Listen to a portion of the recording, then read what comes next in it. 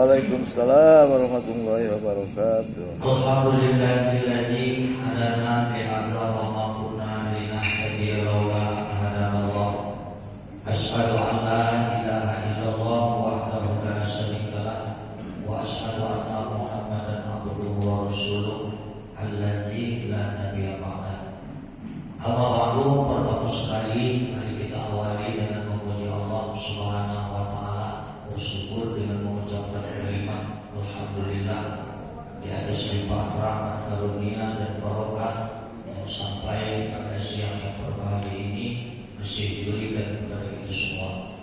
Kemudian tak lupa kita rangkaikan dengan salawat dan salam kita sampaikan pada Nabi junjungan Muhammad Rasulullah Sallallahu Alaihi Wasallam. Allahumma shalli wa sallim alaihi. Mudah-mudahan itu semua terhimpun dalam golongan umat yang diberi syafaat di hari kiamat kelak. Amin. Amin ya rabbal alamin. Yang saya hormati segenap kepengurusan Nazir dan PKF Masjid Saksi Kota Tanjung Balai. Kemudian hormat saya kepada seluruh bapak-bapak, ibu-ibu, saudara-saudari, orang-orang tuaku jamaah sholat zuhur yang dimuliakan Allah. Alhamdulillah hari ini kita sudah berada pada tanggal 10 Ramadan 1444 Hijriah.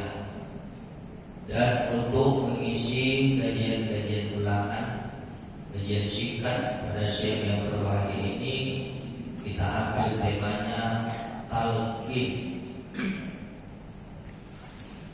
Salah satu yang dianjurkan dan sering kita laksanakan bagi orang yang sudah berpulang ke rahmatullah atau bagi orang yang mengalami sakaratul maut itu adalah membacakan talqin.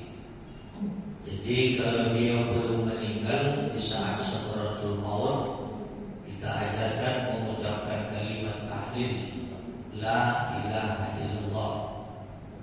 Kemudian setelah berakhir saat-saat sakaratul maut, setelah dilaksanakan fardu kifayahnya hingga menguburkan, maka masih diberikan dilaksanakan talqin. Jadi makna talqin ini memberikan pemahaman, memberikan ingat kepada sang mayit, karena dia akan segera ditanya oleh dua malaikat, yaitu malaikat Munkar wa Nakir. Nah, Bapak dan Ibu, orang-orang tua jemaah yang dimuliakan Allah, sering kita mendengar pertanyaan-pertanyaan yang diajukan, yang disoalkan oleh dua malaikat. Ar-Rabbuka, siapa Tuhanmu? Kemudian Adinuka, apa agamamu? Akiblatuka, apa kiblatmu? Imamuka, apa imammu? Nabiyuka, siapa nabimu? Nah, sepintas kalau kita dengar pertanyaan ini adalah pertanyaan yang amat mudah untuk dijawab. Bahkan untuk setingkat anak TK sudah bisa menjawab. Oleh sebab karena itu mungkin banyak orang yang tak kalah peduli dengan hal itu. Kenapa? Karena pertanyaannya begitu mudah. Tidak ada orang yang tidak tahu siapa Tuhan. Siapa Tuhan? Tentu jawabannya dia tahu. Allah Tuhan. Apa agamamu?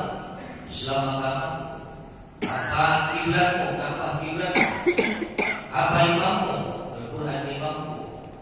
Siapa saudaramu? Al-Muslimun al-Ikhwani, kaum muslimin, muslimat, saudaraku. Man nabiyuka, siapa nabimu? Muhammadun nabiyyi, Muhammad nabimu. Tidak ada lagi orang yang tidak mengerti. Tidak ada lagi orang yang tidak tahu. Namun yang perlu kita analisa kembali kepada Ibu, bahwa yang ditanyakan oleh malaikat ini bukanlah sekedar pertanyaan, tapi menjadi sebuah persoalan yang mesti dipertanggungjawabkan pelaksanaannya, kebenarannya sewaktu dulu hidup di dunia. Jadi bukanlah sebatas pertanyaan sebatas di alam kubur tersebut. Tapi apa yang kita jawabkan itu, jawabannya benarkah sesuai dengan apa yang kita jawabkan selama hidup dulu di dunia? Baru bukan siapa Tuhan? Allah Rabbi, Allah Tuhan. Bohong kata mereka. Bagaimana tahu kau Allah Tuhan? Dulu Allah kau tinggalkan. Bagaimana tahu kau bahwa kau adalah hamba Allah? Dulu kau tidak menghambakan diri kepada Allah. Maka tidak semua manusia itu dikatakan hamba Allah. Memang secara syariat kita ini adalah hamba Allah.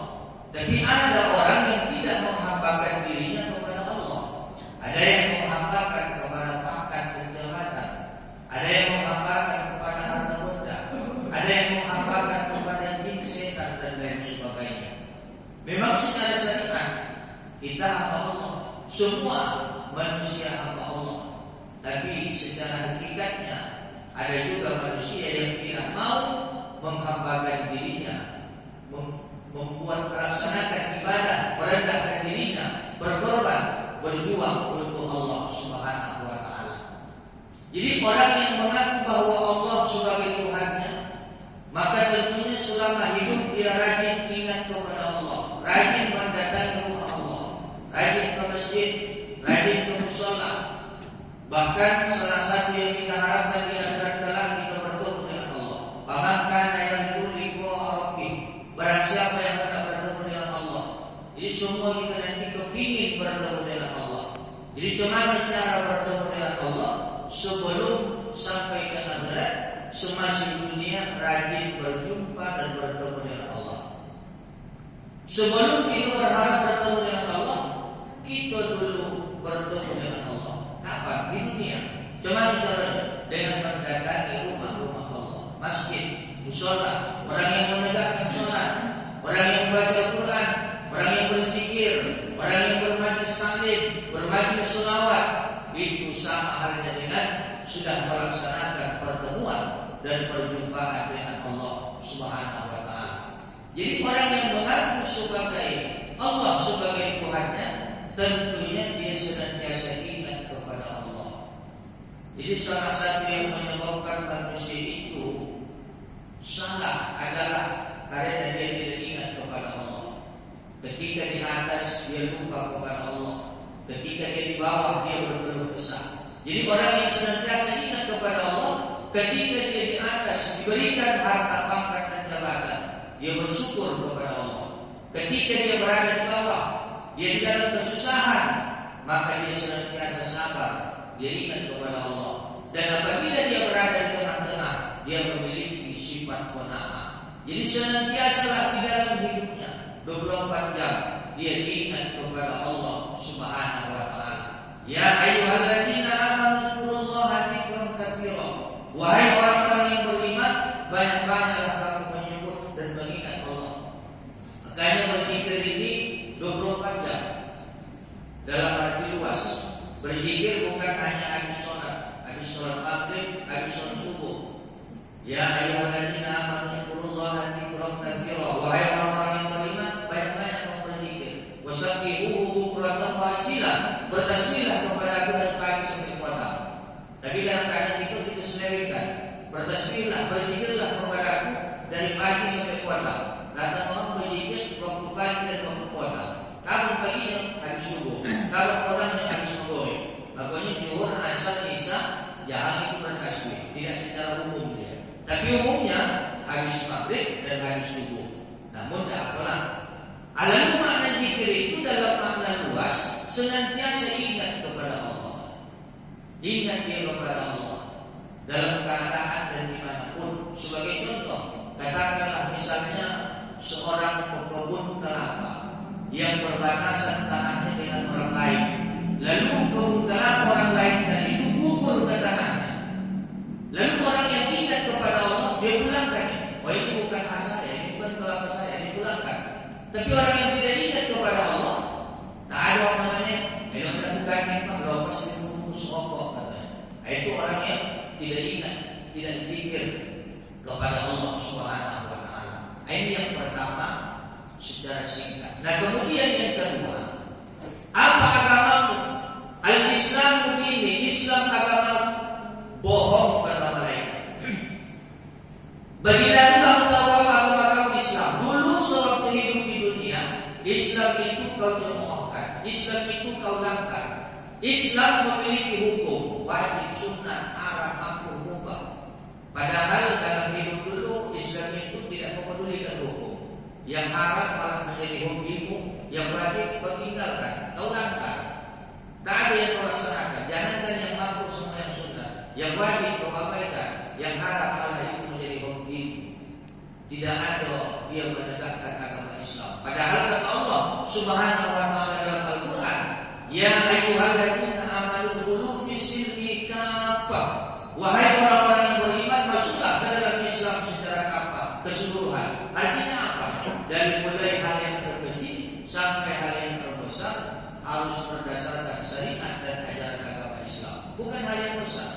Dari mulai kita masuk ke dalam WC, keluar, dari mulai tidur sampai bangun tidur, makan, ya, makan harus makan cara Islam, tidur harus cara tidur Islam, bekerja harus bekerja menurut ajaran agama Islam.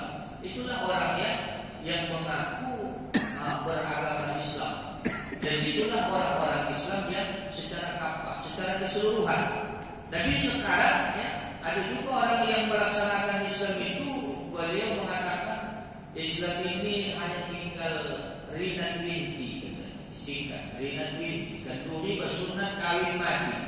Di situ saja nampak ajaran agama Islam. Lain dari situ tidak ada. Nah, ini yang kedua. Jadi Islam agamaku bisa dijawab apabila Islam itu selama hidup benar-benar dijunjung tinggi, tidak sekedar menjadi sebuah nama agama. Jadi Islam itu hanya nama agama, tertulis di KTP atau di tanda pengenal lainnya. Kemudian yang ketiga, man nabiyuka, siapa nabimu? Muhammadun nabiyyi, Muhammad nabiku. Bohong kata malaikat, bukan nabi. Kenapa? Karena ajaran-ajaran Rasulullah sallallahu alaihi wasallam semua dia langgar. Bahkan yang paling kecil, yang paling mudah kita anggap kecil, tapi pengaruhnya besar. Mengapa kita bilang kecil? Karena mudah. Bersolawat saja dia jarang. Alhamdulillah Ramadan hadir, mendidik dan mengajarkan kita untuk bersolawat. Sang Bilal mengajar kita, Allahumma shalli ala sayyidina Muhammad. Makanya disampaikan kepada jamaah-jamaah, jangan diam. Jawab itu ajakan Sang Bilal untuk mengajak bersolawat. Allahumma shalli wa sallim alaihi. Karena salah satu ciri-ciri pengikut atau umat Nabi Muhammad itu adalah ketika kita mampu banyak-banyak bersolawat. Ada dua hal yang kita harapkan dari baginda Nabi sallallahu alaihi wasallam. Yang pertama, diakui sebagai umat. Yang kedua, berharap kepada syafaat. Hari ini siapa yang mengaku sebagai umat Nabi Muhammad? Kita. Umat siapa? Kau umat Nabi Muhammad. Ya sama dengan yang tadi. Secara syariatnya kita ini adalah umat Nabi Muhammad. Kenapa? Karena tidak ada lagi Nabi sesudah Nabi Muhammad. Tapi secara hakikat, secara sebenar-benarnya, apakah kita umat Nabi Muhammad yang betul-betul? Belum tentu. Kita yang mengaku sebagai umat Nabi Muhammad dan belum tentu dengan serta-merta Nabi Muhammad SAW mengakui kita sebagai umat. Jadi oleh sebab itu laksanakan sunnah-sunnah ajaran agama, ajaran Nabi Muhammad SAW. Nah kemudian yang berikutnya, ma imamuka, apa imammu? Salah jawab pula dia. Ma imamuka, siapa imammu? Wa amat imamku. Pikirnya imam sholat. Ma imamuka, apa imammu? Al-Qur'anu imami, Al-Qur'an imammu. Jadi dalam kehidupan ini kita harus mampu menjadikan Al-Quran itu sebagai imam. Lalu siapa makmumnya? Kita. Al-Quran imam, kita makmum. Jadi layaknya sang imam harus diturut dan makmum menurut. Jangan pula makmum yang minta turut kepada imam. Ya. Imam yang kita turut. Ini kadang-kadang Al-Quran itu diolah-olah sesuai dengan kehendak dan keinginan hatinya. Asalkan sonang, tonang, monang, konang, Al-Quran itu dia putar-putarkan. Tak begitu juga. Tak begitu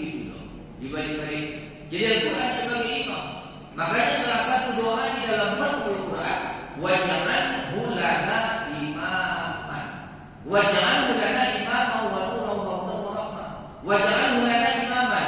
Ya Allah, jadikan dia siapa? Al-Quran, imaman, menjadi imam kita. Kita berdoa kepada Allah supaya apa? Supaya betul-betul Al-Quran itu bisa kita jadikan imam kita, ikutan kita. Nah, hari ini kita melaksanakan puasa Ramadan, barusan kita tegakkan sholat, pertanda bahwa Al-Quran itu memang benar-benar kita jadikan sebagai imam kita. Jadi orang yang menjadikan Al-Quran sebagai imam, kelak di dalam alam kubur dia akan datang menjadi sahabat, kemudian di alam akhirat nanti akan menjadi semangat. Jadi jangan pula berharap kita diberikan semangat oleh Al-Quran kalau selama hidup dia kita kebelakangkan. Jangan pula berharap ada kebaikan bacaan Al-Quran ketika kita sudah mati, sedangkan sewaktu hidup Al-Quran itu kita abaikan. Bahkan ada orang Islam yang tidak ada Al-Quran di rumah. Dengan setahun karena meninggal di rumah, dicarilah pula jemaah minta, mana Al-Quran kamu mengaji? Tak ada.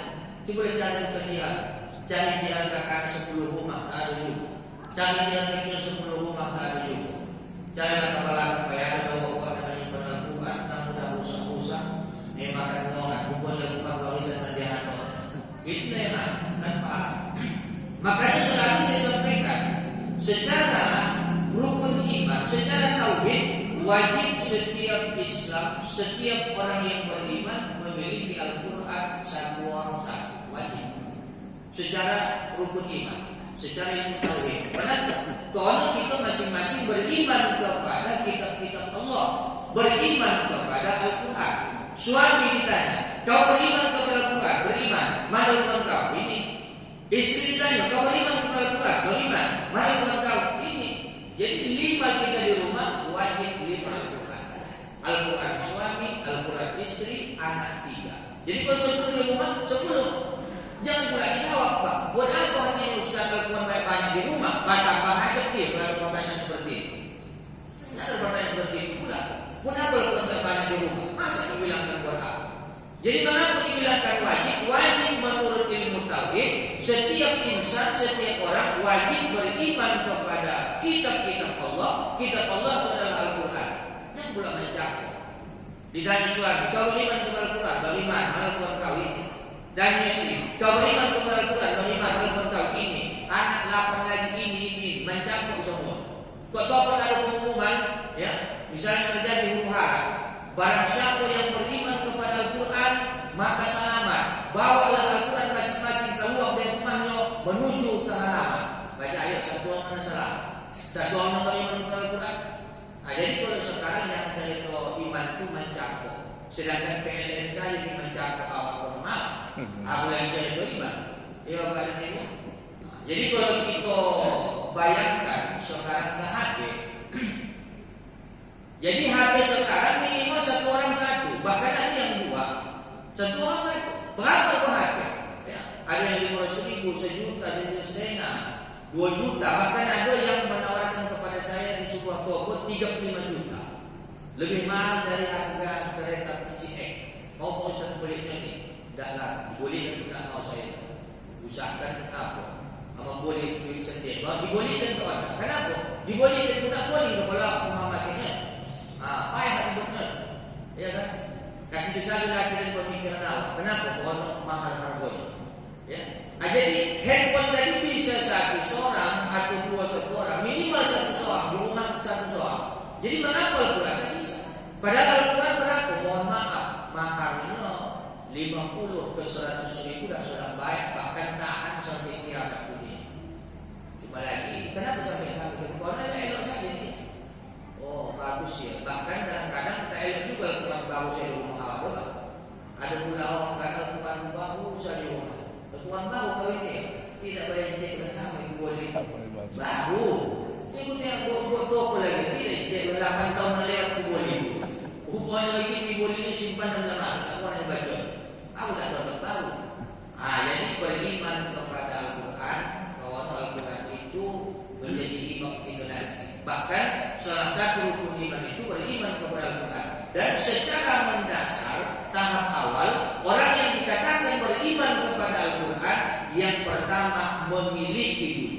Mana mungkin bisa membaca, mana mungkin dia bisa mengamalkan, sedangkan memiliki pun dia tidak. Miliki dulu, dan supaya apa? Bisa dia dihormati, dijunjung tinggi, dibaca, diamalkan, dan dilaksanakan. Kalau penting pula, harus ada tafsir satu surah di rumah Allah. Yang supaya apa? Dibaca, ditelaah. Mana yang tak tahu awak, ditanyakan kepada orang-orang yang mengerti. Nah kemudian yang terakhir, ma ikhwanuka, siapa saudara? Maka dijawablah al-muslimuna ikhwani, kaum muslimin dan muslimat adalah saudara. Jadi oleh sebab itu, di samping kita melaksanakan hubungan dengan Allah, hablum minallah, salah satu hubungan yang hendak kita jalin adalah hablum minannas, berbuat baik terhadap sesama manusia. Rasulullah sallallahu alaihi wasallam pernah ditanya oleh sahabat, mengadu sahabat, "Ya Rasulullah, sebulan haji, sebulan umrah, sebulan puasa, sholat, zakat, bersedekah, berinfak, baca Quran, tapi dia tidak baik terhadap sesama manusia." Apa kata Rasulullah? La khaira fiha, tidak ada kebaikan padanya. Alhamdulillah, hari ini Ramadan hadir sebagai bulan hablum minallah, membakar dan menghabiskan dosa-dosa kita kepada Allah. Ramadan membakar apa? Dosa kita kepada Allah. Makanya nanti keluar dari bulan Ramadan, kita Aidil Fitri kembali kepada kesucian. Tapi dosa yang mana yang diampunkan Allah? Dosa-dosa yang ditujukan kepada Allah. Lalu kesalahan-kesalahan yang kita buat terhadap sesama manusia, diciptakan Allah bulan Syawal untuk saling memaafkan. Jadi 2 bulan ini harus kita sendiri menjalankan. Jadi bulan Ramadan dibakar dosa kita kepada Allah, kemudian bulan Syawal hadir untuk saling memaafkan, supaya dosa kita, kesalahan kita terhadap sesama manusia sudah hilang habis. Jadi jangan pula nanti sudah meninggal ada yang mewakili yang minta maaf, baru ya. Selagi masih bisa tangan berjabat tangan, mulut masih bisa berbicara, minta maaf memang. Sebelum orang lain yang mewakili minta maaf ke awak. Kapan itu? Sudah didatangkan ke pemakaman. Mana tahu almarhum ini selama hidup 85 tahun ada kesalahannya, antah ada kesalahannya. Kadang-kadang salah saya kepulai, antah ada kesalahan juga. Ada menjawab, karena antah lagi juga. Nanti hari malam dia bersalah, tolong maafkan. Ada menjawab, kawan tak kami gitu. Jadi sebelum orang lain yang mewakili minta maaf kita, maka ada baiknya kita yang minta maaf sendiri. Jadi kadang-kadang Bapak dan Ibu, ini kaum muslimin dan muslimat sebagai saudara ini tak diamalkan orang.